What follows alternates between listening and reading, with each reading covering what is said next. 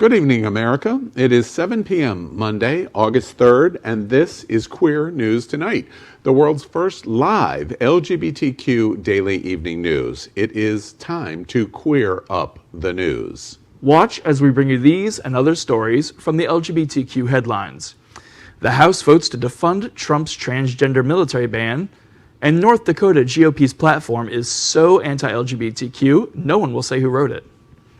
A Polish minister says that the entire country should be an LGBT-free zone. An anti-bullying evangelist with ties to the White House told assistant to quit when he found out that he was gay. And on Wednesday of this week at 8 p.m., It's Happening Out.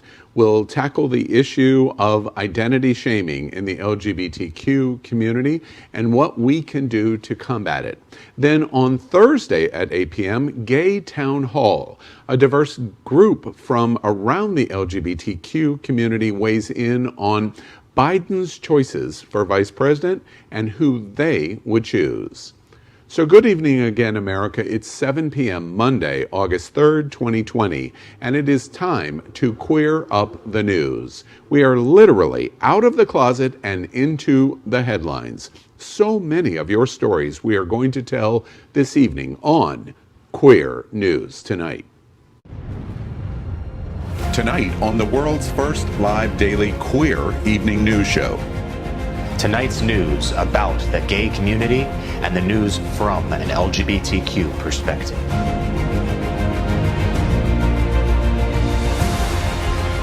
Are our gay stories important to you? In headlines, politics, entertainment, gay culture, travel, religion, and more.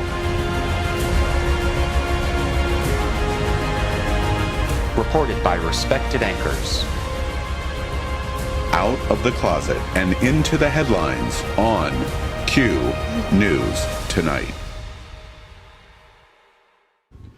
Thank you for joining Queer News Tonight. We are live. This is an unedited news show, so anything can happen. This evening we bring you the news of and a perspective from the LGBTQ community. I'm your anchor, Al Ferguson. This is my co-guest anchor, David Hopkins. And this familiar face is host, anchor, Aaron Darr. Welcome back, Aaron. Thank you. Long time no see. Yep, I'm back and ready to go. All right. Let's queer up the news. Tonight we bring you the queer headlines. The LGBTQ community in America is diverse. The LGBTQ community around the world is vast, and we bring you the bullet points of queer news for today, Monday, August 3rd, 2020. We begin by queering up the USA.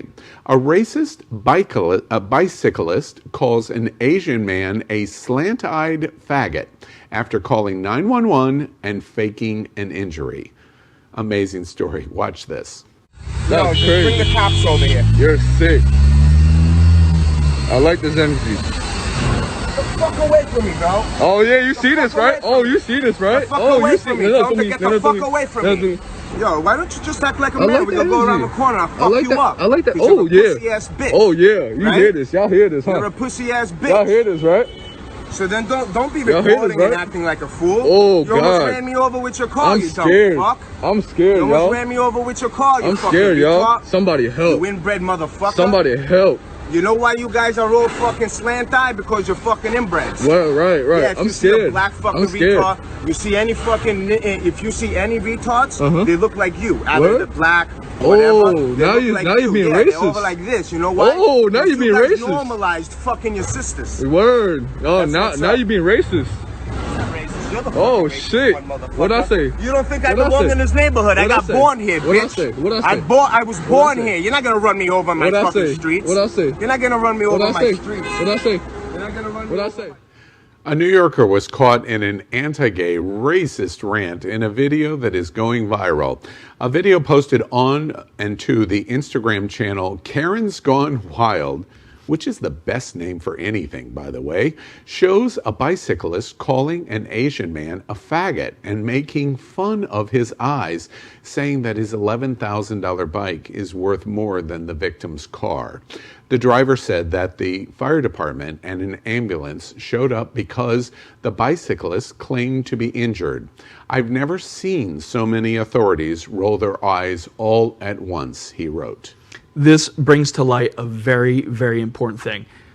Gentlemen like that is why we need to keep Planned Parenthood funding and make sure abortions are available to those who need them. You know, first glance watching this, I looked at the bottom of the video for a political disclaimer, and I expected it to say, this political advertisement has been paid for and approved by Donald Trump for president. You know, it's interesting. The Equality Act is really, really important. You make comments like this a hate crime, and you increase the value of a response. While some people do it, the use of the N-word and other related words are comparable, and this really must stop. And we need legislation to be able to do that. Next, we queer up gay culture. In Gay We Trust, devising a plan for mourning in America. Watch this. There's mourning in America. Today, more than 60,000 Americans have died from a deadly virus Donald Trump ignored. With the economy in shambles, more than 26 million Americans are out of work, the worst economy in decades. Trump bailed out Wall Street, but not Main Street. This afternoon, millions of Americans will apply for unemployment, and with their savings run out, many are giving up hope. Millions worry that a loved one won't survive COVID-19. There's mourning in America, and under the leadership of Donald Trump, our country is weaker and sicker and poorer. And now, Americans are asking, if we have another 4 years like this, will there even be an America? Paid for by the Lincoln Project, which is responsible for the content of this advertising. To anyone who has spent extensive time in the broader LGBTQ community, death almost feels like an old friend waiting for you at every corner. As the COVID-19 pandemic continues on and we begin to grapple with how we are going to mourn the loss of life from what appears to be a disastrous government response. When we mourn, it won't be the first or the last time as a community. We grieve during the AIDS epidemic. We mourn whenever a member of our community is assaulted or killed just for existing. We mourn for Pulse, and yes, we will mourn for COVID-19 victims too. This time, though, it genuinely feels as if the rest of the country will be joining us, maybe for the first time, and how we mourn as a country may very well define the next decade in America, socially and politically. Yes, amen. Watching this political advertisement by the Lincoln Project, I immediately thought to myself, can America survive another 4 years of Donald Trump and his failed policies that, like the video depicted, are hurting America's most vulnerable, those who are the most susceptible to contracting coronavirus, and those who are financially, i.e. middle-class America, the most receptive to actually becoming poor in this already broken economy? We are going to report just shortly in Quarantine Quickies the number of LGBT Americans and worldwide in the LGBTQ community that are dead. We absolutely are going to mourn as one of the largest effects on the LGBTQ community in history. 40 million unemployed. We don't have housing eviction protection now, and we have craziness in Washington. Definitely we're going to have to face how we're going to mourn in the future. I personally have lost almost a dozen friends to coronavirus. Many of them were in the service industry, so they have been out of work. They had no money, they had no insurance, and they weren't able to seek medical help until they were very, very sick and had to go to the emergency room, and that likely led to their deaths. Our country needs to change. I agree. So as we queer up the news, we queer up Vote 2020. This is who LGBTQ America wants to be Joe Biden's vice presidential candidate. And it may surprise you. Watch this.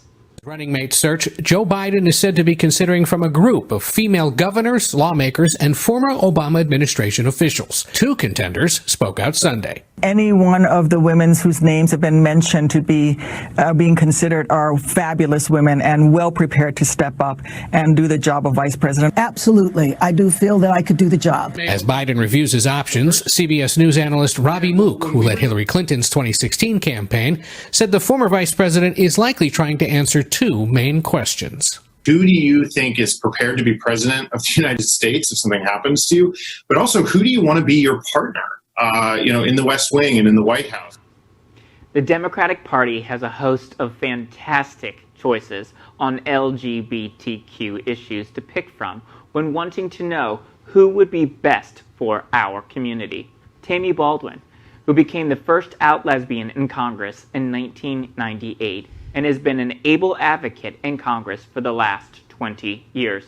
Senator Elizabeth Warren was one of the people strongly urging then President Barack Obama to evolve on same-sex marriage, which he would go on later to do a few months ahead, making her a key, if understated, part of our history. Then, of course, there is Atlanta Mayor Keisha Lance Bottoms, who has proven she knows how to stand up to the Republican governor of Georgia, knows masks are indeed a good thing, and has long advocated for and pushed for pro-LGBTQ policies in her city, such as establishing the mayoral LGBTQ advisory board.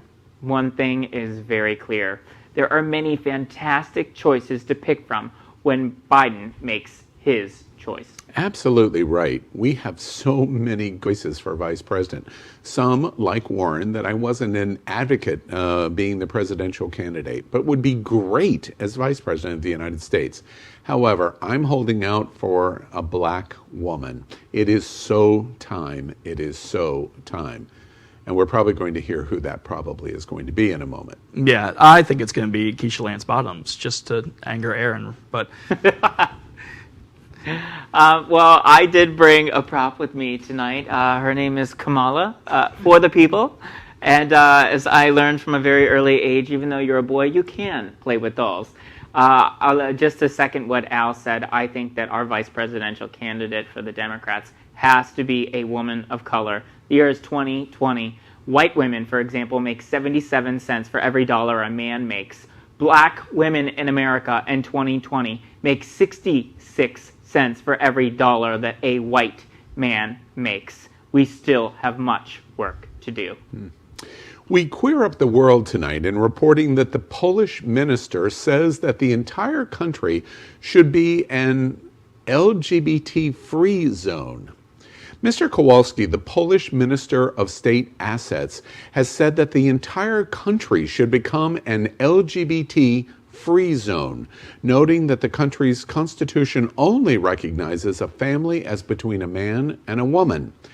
The EU has also made the decision to stop funding for Polish areas that have declared themselves to be an LGBT-free zone.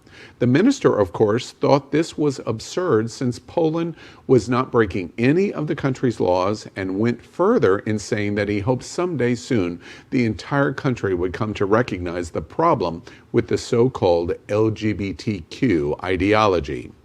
The EU has given no indication that they plan to reverse their decisions. You know, I did see a hopeful headline out of Poland recently that some of the local courts have overturned the LGBT-free zones. So not everyone over there is stupid, just the people running the place. Well, I applaud the EU, of course, as is the standard to do so. It's called sanctions. You hit them where it hurts, and you do so financially. So if there is someone that declares themselves to be an LGBTQ-free zone, then you should sanction and cut off any kind of economic funds that they could receive from the EU. And the clock is probably ticking for Poland. As we saw last month, President Duda came to the White House and basically licked the president up one side of him and down the other. If he loses the election and Joe Biden becomes president of the United States, watch how Poland changes their tune. Speaking of, next week, Queer Up Vote 2020. LGBTQ America begins early voting for President of Our Soul. Watch this. The first day of early voting in Miami-Dade County is here. Despite the coronavirus pandemic, the county has been putting in work days and weeks leading up to this, conducting logic and accuracy tests on their machines.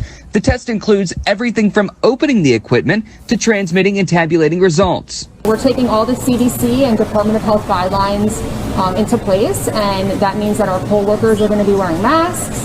We've given them face shields, they're going to be wearing gloves, and wiping down all the common touch points within the precincts. And then, of course, what's different is that voters are going to be required to wear a mask when they come in to vote. This election. President Donald Trump is privately reassuring Republicans who are anxious about his deficits to Democrat Joe Biden, noting there are 3 months till Election Day and reminding them of the late-breaking events that propelled his 2016 comeback. But 4 years later, the dynamics are very different. Aides are increasingly worried that the 2020 campaign may already be defined as a referendum on Trump's handling of the COVID-19 pandemic and will feature a historic shift to remote and early vote options. The president's campaign is scrambling for a reset, pausing advertisements, while struggling to find both a cohesive message and a way to safely put the president on the road in front of voters. Yeah, no, I completely agree. As someone who's actually going to be a poll worker myself here on the August 18, 2020 primary in the state of Florida for the Broward County Supervisor of Elections office, it is so important that when voters do go to the polls, regardless of who they're voting for, that they vote for someone that really is going to restore faith in the American government, the American way, and part of that is really pushing forward the narrative of the soul of this country and who we really are. You know, primary voting has begun for the upcoming primaries in many communities around the country, including here in South Florida. And you're going to have ample opportunity to vote in person over a period of time. And of course, we want to agitate the president to no end by voting by mail, which is the exact same thing as absentee ballots, by the way. Yes, and because of that, they've actually restricted postal service, so postage is going very, very slowly. So make sure you drop your ballot off in person if you can, the mail-in ballot. Early voting starts here Saturday in the gayest place on planet Earth, and I'll be at the polls. Next, we queer up business. Jeff Bezos, ever heard of him? Possibly concedes to allowing donations to anti-LGBTQ groups through Amazon Smile. Amazon CEO Jeff Bezos potentially opened the door to allowing customers to donate to anti-LGBTQ groups during an antitrust hearing on Capitol Hill earlier this week. Bezos caved under fierce questioning from United States Congressman Matt Gaetz, a well-known Republican in the Panhandle of Florida, about Amazon's Smile program, which donates roughly 0.5% of eligible purchases to the charitable organization of a customer's choice. Amazon uses the Southern Poverty Law Center's list of hate groups to guide them, but Gaetz had particular issue with Amazon not allowing donations to certain Catholic and Jewish groups, implying that this was religious discrimination despite the mentioned groups participating in discrimination against the LGBTQ community themselves. Next, we queer up entertainment in reporting that EllenDeGeneres wants out of her show amid new claims that she feels betrayed. EllenDeGeneres is pissed that people have come forward to share these negative stories about her and feels betrayed, according to sources close to the situation. Last month, 10 former staffers alleged to BuzzFeed News that they faced fear, intimidation, and racism while working on the Emmy-winning talk show. Some noted that although the inexcusable behavior was due to the producers and senior staff members, they thought DeGeneres should have stepped in. On July 30th, Ellen apologized to her staff in an open letter. Next, we queer up the USA. Many LGBTQ Americans are about to be homeless, and it's totally preventable. The federal moratorium on evictions expired July 24th, ending protections for nearly 12 million Americans. On July 31st, 25 million people stopped receiving an extra $600 in weekly coronavirus relief in their unemployment benefits.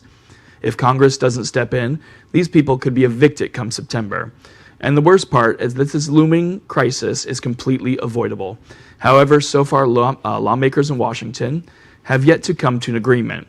And like many times in history, those who will be most adversely affected are the poor and the LGBTQ community.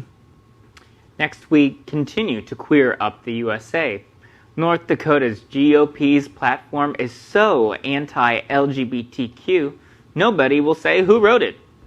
The North Dakota Republican Party voted this spring to approve its 2020 platform and included language calling LGBTQ people, quote, unhealthy, dangerous, manipulative to children, and voyeurs who wish to prey on members of the opposite sex, unquote.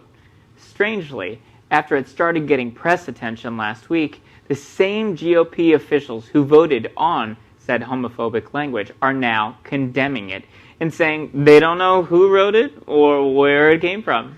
But the party suggested that delegates who voted for the platform weren't actually voting for its anti-LGBTQ section, as they voted for the entire platform, not individual resolutions, although critics were quick to note that sounds as if no one, surprise, surprise, no one read the bill or cared until they were called out about it. Next, we queer up the USA in reporting that the House votes to defund Trump's transgender military ban. The U.S. House voted Thursday to approve an amendment introduced by Representative Jackie Speier to defund President Trump's transgender military ban as part of a major defense spending legislation.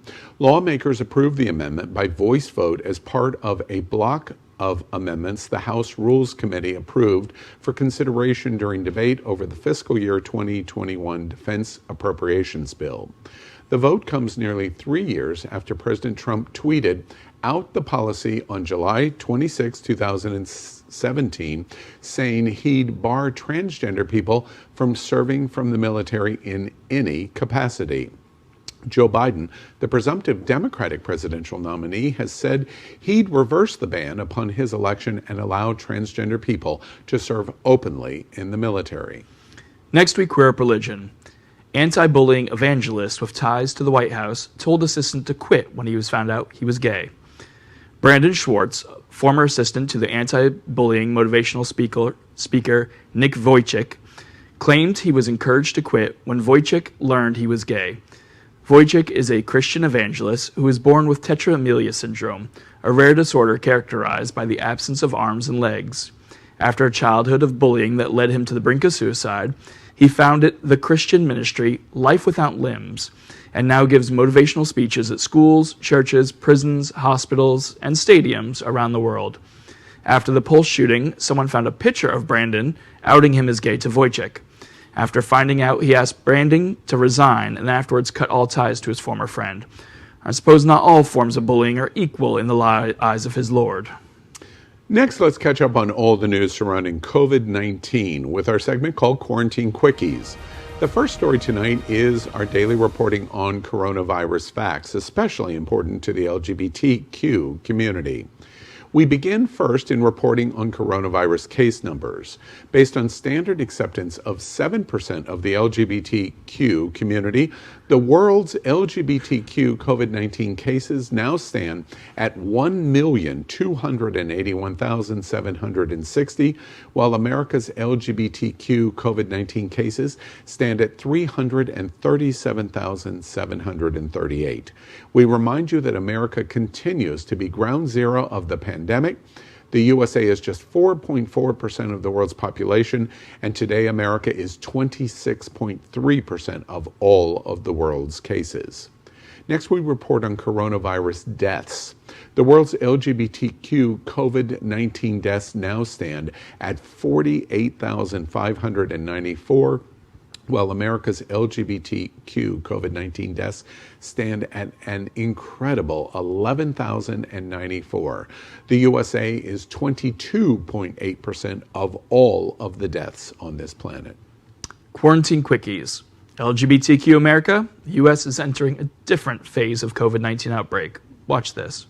Place. But I want to be very clear. What we're seeing today is different from March and April. It is extraordinarily widespread. It's into the rural as equal urban areas. And to everybody who lives in a rural area, you are not immune or protected from this virus. And that's why we keep saying no matter where you live in America, you need to wear a mask and socially distance, do the personal hygiene pieces. But more importantly, if you're in multi-generational households and there's an outbreak in your rural area or in your city, you need to really consider wearing a mask at home, assuming... Deborah Birx told CNN the disease was extraordinarily widespread across the country and a greater threat than when the outbreak first began. Unlike before, it isn't just big cities that are being hit, but now more rural areas are becoming hotbeds for the virus. President Trump did not like Birx's take on this, saying that the doctor took the bait from Nancy Pelosi to speak negatively about the administration's efforts and called her pathetic, which appears to be a word he loves using when addressing women in power. You know, this was really disappointing watching the president's continued response denying medicine, science, and this thing called facts. I applaud Dr. Deborah Birx for her comments, and it's really a shame because this comes at the detriment of the people who are the most likely to actually consider voting for or have previously voted for Donald Trump. And then those are white, suburban, rural, multi-generational households. So this is very concerning that Donald Trump continues to take this stance. The effect of COVID-19 is likely the defeat of President Trump on November 3rd. And the reason is because the Democrats are, of course, united behind Joe Biden. Independents are swinging against Donald Trump because his only major card was the economy. Now we have 40 million unemployed, and we have spent $7 trillion. So the economy card is gone.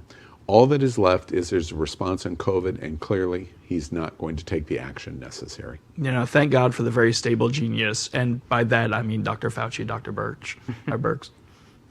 Well, we're going to continue in quarantine quickies this evening. YMCA summer camp, 50% positive rate, seems to condemn rush to school openings. Watch this.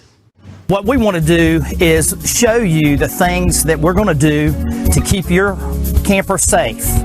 Despite their many efforts to keep their campers healthy and safe, this morning the popular High Harbor camp in Georgia, run by the YMCA, is closed after hundreds of kids got sick with COVID-19. The number of positive test results so far, according to the CDC, is 260 campers and staff members. Here on Instagram, for example, they were taking extra precautions. Everyone had to have a negative COVID test on file before they got to camp. Staff members were required to wear face coverings, and campers had to always stay in their designated groups. As our viewers just saw, a COVID-19 outbreak at a Georgia sleepaway camp this June could have implications for school reopenings, the United States Center for Disease Control Prevention has said. The camp had followed some, but not all, of the CDC mitigation steps against the spread of the new coronavirus, but was not enough to keep campers and staff free of illness. Interestingly, a higher percentage of the youngest children tested positive, 51% among those aged 6 to 10 years, 44% among those aged 11 to 17 years, and finally 33% among those aged 18 to 21 years test positive for coronavirus. It seems there is nothing preventing children from getting coronavirus, like some in politics have previously said.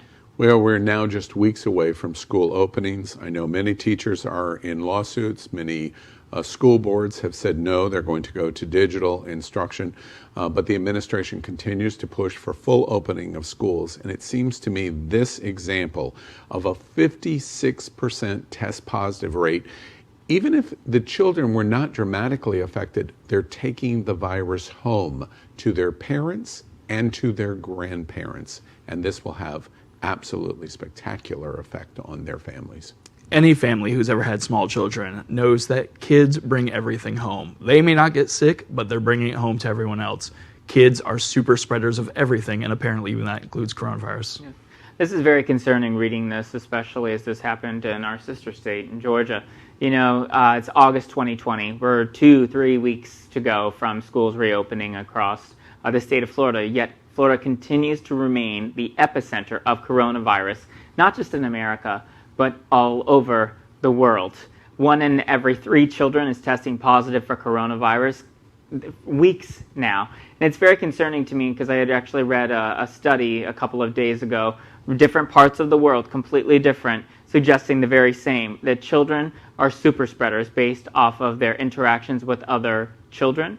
And their personal hygiene habits, so touching their face, whatnot. And that's very concerning because a lot of these children that perhaps live in multi-generational homes with seniors and parents, grandparents, what have you.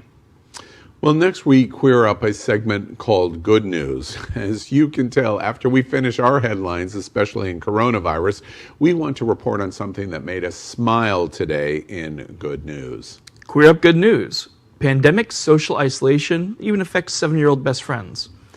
We're big fans of hugs around here, and this video of two 7-year-olds reuniting after being apart for a long time warms my heart and is good news. Watch this.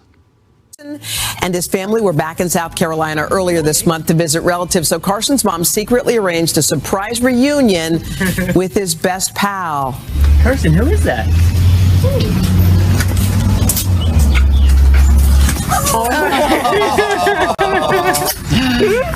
Hey, Kate, how are you? Oh my gosh. Hug probably still going on. Carson's mom mentioned she didn't tell her son that Cade would be at the house because she knew that he'd be so excited he wouldn't sleep for days. Carson and Cade, by the way, have been friends since they were 2. Look how cute they are. He's looking at him like, is it really you? Okay, by the way, I can't take it. Oh, I can't either. So many of those reunions are waiting to happen. Tonight we're broadcasting from our studio set in the middle of the World AIDS Museum and Education Center. The museum is in Wilton Manors in Fort Lauderdale, Florida. We joke we're coming from the gayest place on planet Earth. Aaron Dar is back. I'm back. We'd also like to thank our set designer, Concepto Modern Living here in Fort Lauderdale, for making this set in this living museum possible.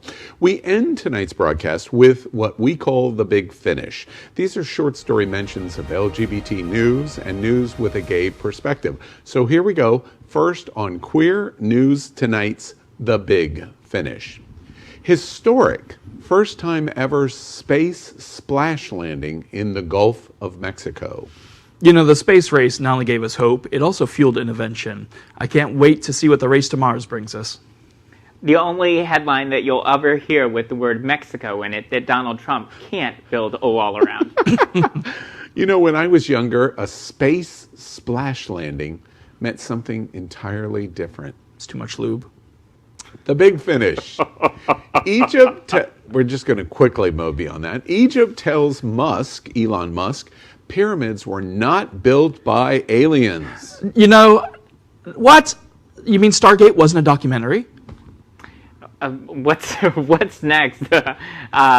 Demon sperm, alien DNA, Donald Trump being reelected as president? Right. It's crazy. It's crazy. Exactly. I guess that settles it. Wait, if this was just a conspiracy, they wouldn't have said anything. Stargate was a documentary.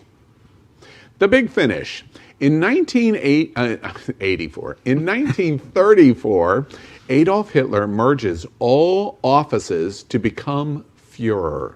It's springtime for Hitler and Germany.